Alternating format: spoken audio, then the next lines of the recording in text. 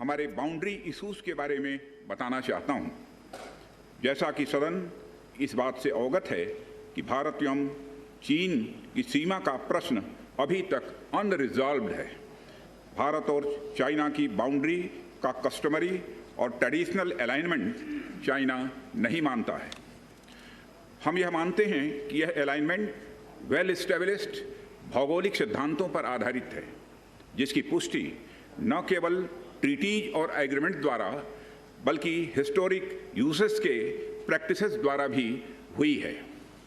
इससे दोनों देश सदियों से अवगत हैं, जबकि चाइना यह मानता है कि बाउंड्री अभी भी औपचारिक रूप से निर्धारित नहीं है। साथ ही चाइना यह भी मानता है कि हिस्टोरिकल ज्यूरिडिक्शन के आधार पर जो ट्रेडिशनल कस्टमरी लाइन है, उसके बारे में दोनों देशों की एक अलग अलग व्याख्या है। दोनों देश 1950 एवं 1960 के दशक में इस पर बातचीत कर रहे थे, परंतु इस पर म्यूचुअली एक्सेप्टेबल समाधान नहीं निकल पाया। जैसा कि यह सदन अच्छी तरह अवगत है कि चाइना भारत की लगभग 38,000 स्क्वायर किलोमीटर भूमि का अनधिकृत कब्जा लद्दाख में किए हुए है। इसके अलावा 1963 में एक तथाकथित बाउंड्री एग्रीमेंट के तहत पाकिस्तान ने पीओके की 5,180 स्क्वायर किलोमीटर भारतीय जमीन अवैध रूप से चाइना को सौंप दी है। चाइना अरुणाचल प्रदेश की सीमा से लगे हुए लगभग 90,000 स्क्वायर किलोमीटर भारतीय क्षेत्र को भी अपना बताता है।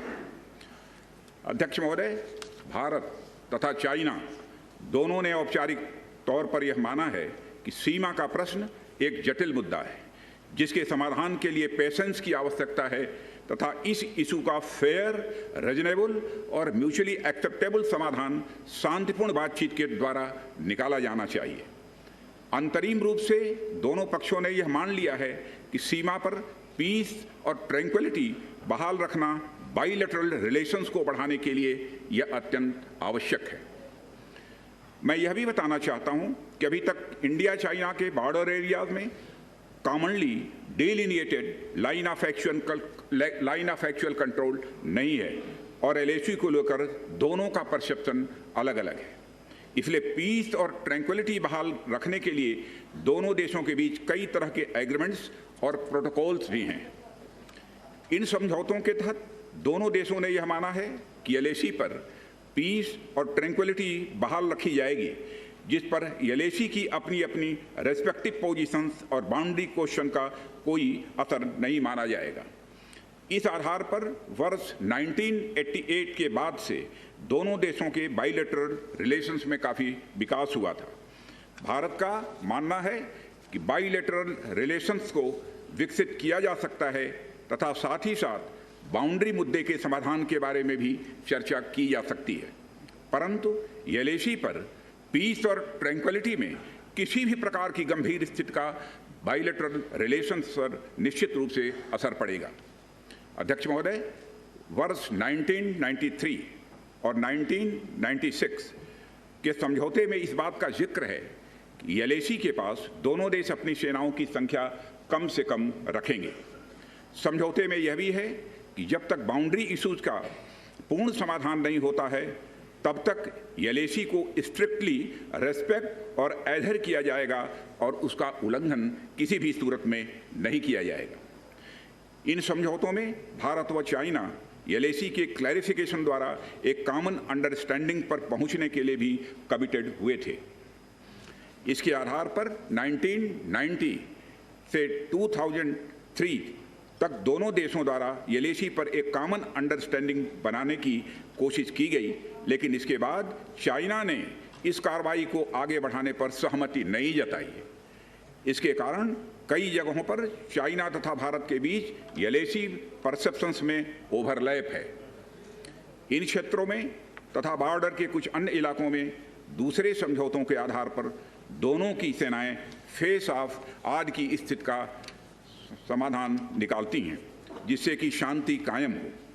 इससे पहले कि मैं सदन को वर्तमान स्थिति के बारे में बताऊं, अध्यक्ष महोदय, मैं यह बताना चाहता हूं कि सरकार की विभिन्न इंटेलिजेंस एजेंसीज के बीच कोऑर्डिनेशन का एक इलेबोरेट और टाइम टेस्टेड मैकेनिज्म है जिसमें सेंट्रल आर्म्ड पुलिस फोर्सेस और तीनों हमारी आर्म्ड फोर्सेस की इंटेलिजेंस एजेंसीज भी शामिल हैं। टेक्निकल और ह्यूमन इंटेलिजेंस को लगातार कोऑर्डिनेटेड तरीके से इकट्ठा किया जाता है तथा आर्म्ड फोर्सेस से उनके डिसीजन मेकिंग के लिए भी शेयर किया जाता है। अध्यक्ष महोदय, अब मैं सदन को इस साल की उत्पन्न परिस्थितियों से अवगत कराना चाहता हूं।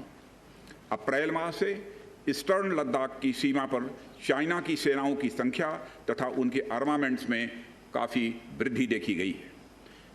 मई महीने के प्रारंभ में चाइना ने गलवान घाटी क्षेत्र में हमारी ट्रूप्स के नॉर्मल ट्रेडिशनल पेट्रोलिंग पैटर्न में व्यवधान शुरू किया, जिसके कारण फेस ऑफ की स्थिति उत्पन्न हुई। ग्राउंड कमांडर्स द्वारा इस समस्या को सुलझाने के लिए विभिन्न समझौतों तथा प्रोटोकॉल के तहत वार्ता की जा रही थी। इसी बीच मई महीने के मध्य में चाइना द्वारा वेस्टर्न सेक्टर में कई स्थानों पर एलएसी पर ट्रांसग्रेशन करने की कोशिश की गई। इसमें कोंगकाला, गोगरा एंड पेंगोंग लेक का नॉर्थ बैंक शामिल है। इन कोशिशों को हमारी सेनाओं ने समय पर देख लिया तथा उसके लिए आवश्यक जवाबी कार्रवाई भी की है। अध्यक्ष महोदय, हमने चाइना को डिप्लोमेटिक तथा मिलिट्री चैनल्स के माध्यम से यह अवगत करा दिया कि इस प्रकार की गतिविधियां स्टेटस को यूनिलेटरली बदलने का प्रयास है और यह भी साफ कर दिया गया कि ये प्रयास हमें किसी भी सूरत में मंजूर नहीं है।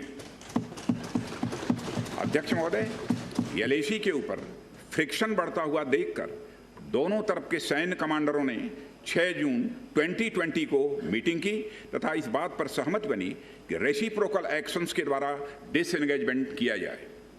दोनों पक्ष इस बात पर भी सहमत हुए कि एलएसी को माना जाएगा तथा कोई ऐसी कार्रवाई नहीं की जाएगी जिससे स्टेटस को बदले।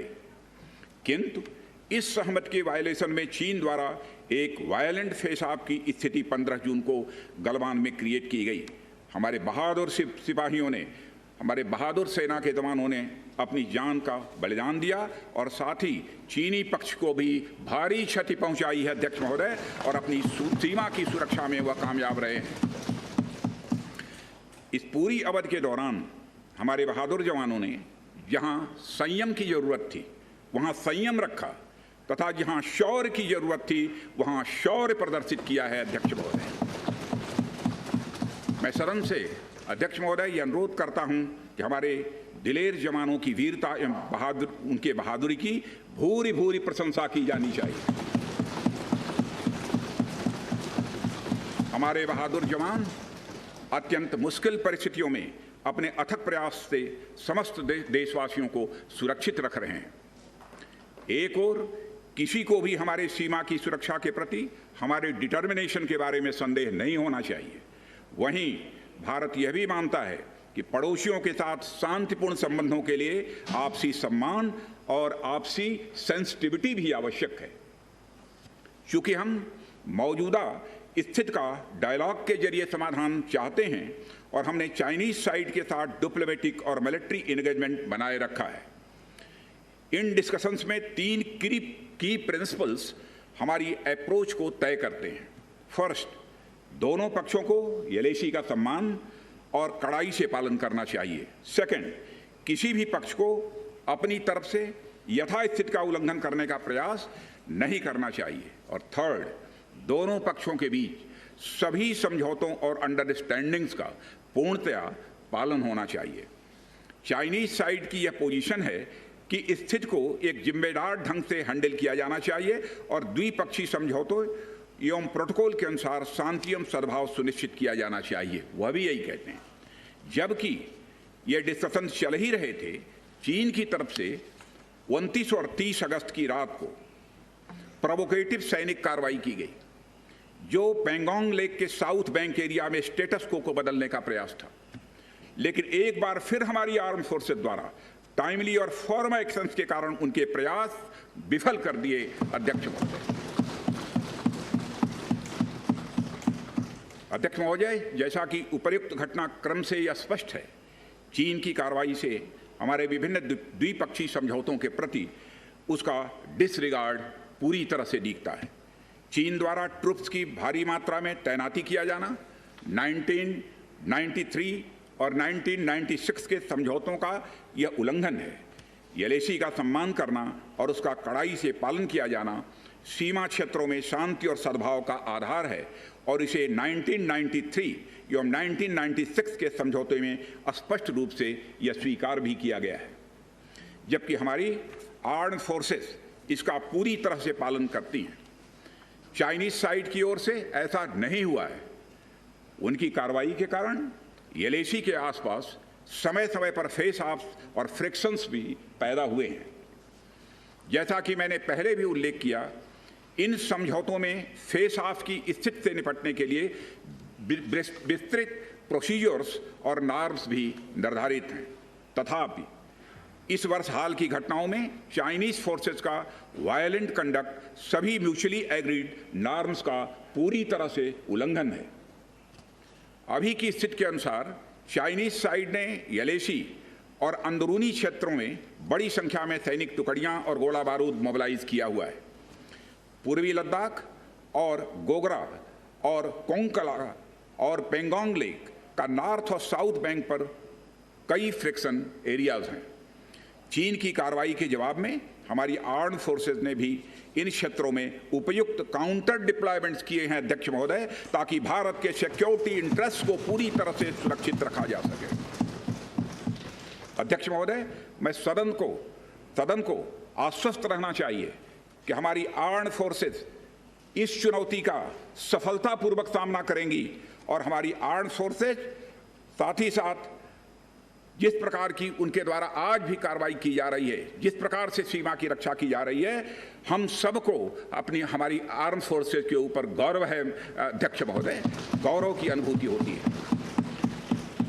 अभी जो स्थिति बनी हुई है उसमें सेंसिटिव ऑपरेशनल इश्यूज शामिल हैं, इसलिए मैं इस बारे में ज्यादा ब्यौरा का खुलासा यदि करना चाहूं तब भी नहीं कर सकता हूं अध्यक्ष महोदय, यह हमारी एक सीमा है और मैं आश्वस्त हूं यह सदन हमारी इस सेंसिटिविटी को भी समझेगा। और अध्यक्ष महोदय, मैं कोविड-19 के चैलेंजिंग समय में हमारी आर्म्ड फोर्सेस और आईटीबीपी के तेजी से डिप्लॉयमेंट हुई हैं और उनके प्रयासों को एप्रिशिएट किए जाने की जरूरत है। और यह इसलिए भी संभव हुआ है क्योंकि सरकार ने पिछले कुछ वर्षों में बॉर्डर इंफ्रास्ट्रक्चर के विकास को काफी अहमियत दी है। सदन को जानकारी है कि पिछले कई दशकों में चीन ने बड़े पैमाने पर इंफ्रास्ट्रक्चर एक्टिविटी शुरू की है, जिनसे बॉर्डर एरिया में उनकी डिप्लॉयमेंट क्षमता भी बढ़ी है। इसके जवाब में हमारी सरकार ने भी बॉर्डर इंफ्रास्ट्रक्चर के विकास के लिए अपना काफी बजट बढ़ाया है, जो पहले से दोगुना से भी अधिक है। इसके फलस्वरूप बॉर्डर एरियाज में काफी रोड्स और ब्रिजेज भी बने हैं। इससे न केवल लोकल पॉपुलेशन को जरूरी कनेक्टिविटी मिली है, बल्कि हमारी आर्म्ड फोर्सेस को बेहतर लॉजिस्टिकल सपोर्ट भी मिला है। ओके अध्यक्ष महोदय, इसके कारण वे बॉर्डर एरिया में अधिक अलर्ट रह सकते हैं। एक मिनट, सेक्रेटरी जनरल ट्रांसलेशन शुरू कर दें। आ रहा है, एक बार चेक कर लो। ठीक, एक बार चेक कर लें दोबारा। ठीक, ओके। अध्यक्ष महोदय, इसके कारण वे बॉर्डर एरियाज में अधिक अलर्ट रह सकते हैं और जरूरत पड़ने पर बेहतर जवाबी कार्रवाई भी कर सकते हैं। आने वाले समय में भी सरकार इस उद्देश्य के प्रति पूरी तरह से कमिटेड रहेगी, यह मैं सदन को आश्वस्त करना चाहता हूं। आदरणीय अध्यक्ष महोदय, मैं इस बात पर बल देना चाहूंगा कि भारत हमारे बॉर्डर एरियाज में मौजूदा मुद्दों का हल शांतिपूर्ण बातचीत और कंसल्टेशन के जरिए किए जाने के प्रति कमिटेड है। इस उद्देश्य को पाने के लिए मैं अपने चाइनीज काउंटर पार्ट से 4 सितंबर को मॉस्को में मिला और उनसे हमारी इन डेप्थ डिस्कशन भी हुई। मैंने स्पष्ट तरीके से हमारी चिंताओं को चीनी पक्ष के सामने रखा, जो उनकी बड़ी संख्या में ट्रुप्स की तैनाती और उनका एग्रेसिव बिहेवियर और यूनिलैटरल स्टेटस को बदलने की कोशिश से रिलेटेड था। मैंने यह भी स्पष्ट किया कि हम इस मुद्दे को शांतिपूर्ण ढंग से हल करना चाहते हैं और हम चाहते हैं कि चीनी पक्ष हमारे साथ मिलकर काम करे। वहीं हमने, अध्यक्ष महोदय, यह भी स्पष्ट कर दिया कि हम भारत की सॉवरेंटी और टेरिटोरियल इंटीग्रिटी की रक्षा के लिए पूरी तरह से डिटरमिन्ड हैं। इसके बाद मेरे कोलीग विदेश मंत्री श्री जयशंकर जी भी 10 सितंबर को मॉस्को में चाइनीज विदेश मंत्री से मिले। दोनों एक एग्रीमेंट पर पहुंचे कि यदि चाइनीज साइड द्वारा सिंसियरली और फेथफुली एग्रीमेंट को इंप्लीमेंट किया जाता है तो कंप्लीट डिसएंगेजमेंट प्राप्त किया जा सकता है और बॉर्डर एरियाज में शांति स्थापित हो सकती है। अध्यक्ष महोदय, जैसा कि सभी सम्मानित सदस्यों को जानकारी है कि बीते समय में भी चीन के साथ हमारे बॉर्डर एरियाज में लंबे स्टैंड ऑफ्स की स्थिति यह कई बार बनी है, जिसका शांतिपूर्ण तरीके से समाधान भी किया गया था। हालांकि इस वर्ष की स्थिति, चाहे वो ट्रूप्स की स्केल ऑफ इन्वॉल्वमेंट हो या फ्रिक्शन पॉइंट्स की संख्या हो, वह पहले से बहुत अलग है। फिर भी हम मौजूदा स्थिति के शांतिपूर्ण समाधान के लिए पूरी तरह से कमिटेड हैं। इसके साथ साथ मैं सदन को आश्वस्त करना चाहता हूं कि हम सभी परिस्थितियों से निपटने के लिए भी तैयार हैं।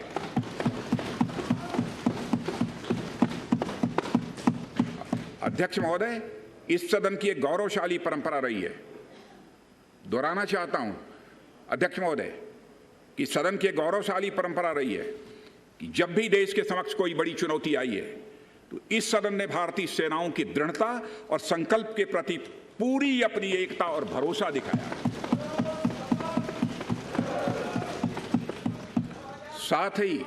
साथ ही सीमा क्षेत्र में तैनात अपने बहादुर सेना के जवानों के शौर्य, पराक्रम और सीमा की सुरक्षा के प्रति उनकी प्रतिबद्धता पर पूरा इस सदन ने विश्वास व्यक्त किया है। अध्यक्ष महोदय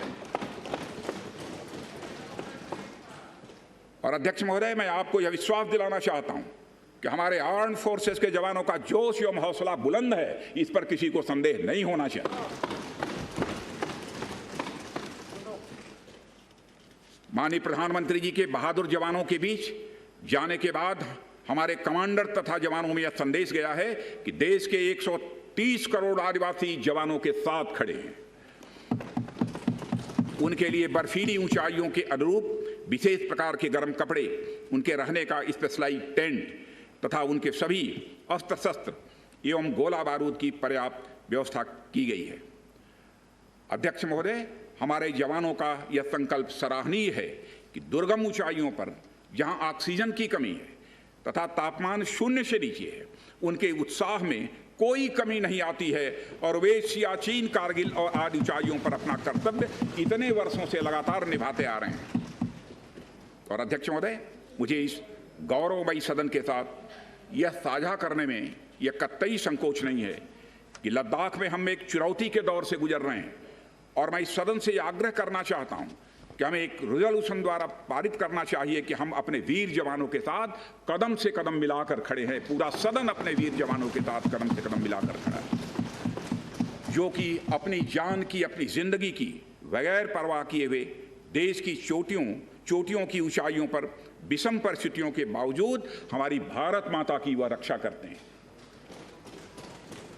यह समय है जब यह सदन अपने सशस्त्र सेनाओं के साहस और वीरता पर पूर्ण विश्वास जताते हुए उनको यह संदेश भेजे कि यह सदन और सारा देश सशस्त्र सेनाओं के साथ है, जो भारत की संप्रभुता और अखंडता की रक्षा में लगातार जुटे हुए हैं। इन्हीं शब्दों के साथ अध्यक्ष महोदय, मैं अपना निवेदन समाप्त करता हूं। आइटम नंबर 11, महासचिव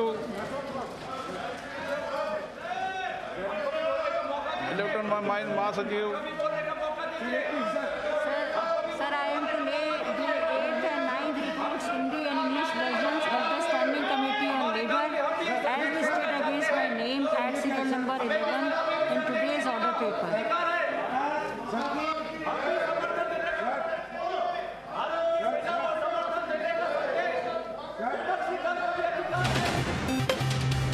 सर्व परिस्थितीशी लढण्यासाठी जवान जे आहेत ते तयार असल्याचं सांगत चीनकडून कायम द्विपक्षीय कराराचं उल्लंघन झाल्याचा उल्लेख राजनाथ सिंग यांनी केलेला आहे। देशातील 130 कोटी जनता जवानांसोबत असल्याची ग्वाही देखील त्यांनी या क्षणाला दिलेली आहे. भारतीय जवानांचं मनोबल हे अगदी उत्तम असल्याचं देखील ते सांगायला विसरले नाही. सर्व परिस्थितीत लढण्यासाठी भारतीय जवान सज्ज असल्याची भूमिका यावेळी त्यांनी बोलून दाखवली. भारतीय जवानांचं मनोबल हे अगदी उत्तम असल्याचं राजनाथ सिंग यावेळी म्हणालेले आहेत.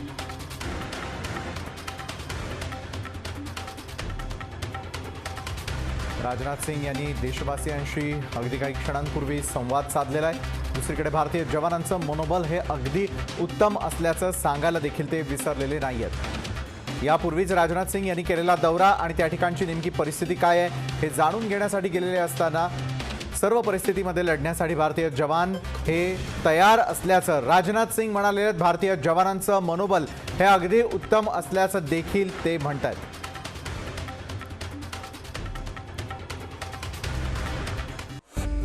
ताज्या बातम्यांसाठी लोकशाही न्यूज चॅनलला सबस्क्राईब करा आणि बेल आयकॉनवर क्लिक करा.